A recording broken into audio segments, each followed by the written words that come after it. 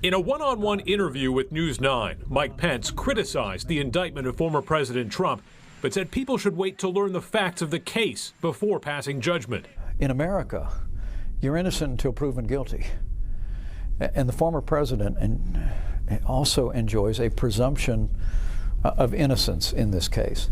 At the end of the day, today here in New Hampshire, I urge patience. Pence says no one is above the law, but he is promising an overhaul of leadership at the Justice Department if he wins the White House. We're going to install men and women of integrity who will be above reproach and restore confidence to the American people in equal treatment under the law. From the podium in Derry, Pence revisited the events of January 6th with a new critique of President Trump's actions. The American people deserve to know that on that fateful day, President Trump also demanded that I choose between him and our Constitution.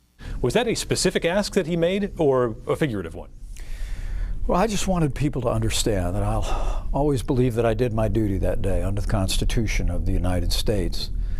But the president made it clear then, and he's made it clear since, that he believed that I had the right to overturn the election. As the former VP made the rounds at Mary Ann's Diner in Derry, now running against his former running mate, some patrons say they're interested to see the differences between Trump and Pence play out on the campaign trail. He's more honest, but he's not rambunctious like Trump. Pence is now drawing out the distinctions even more clearly. And I say with sincerity, anyone who puts themselves over the Constitution should never be president of the United States. In Derry, Adam Sexton, WMUR News 9.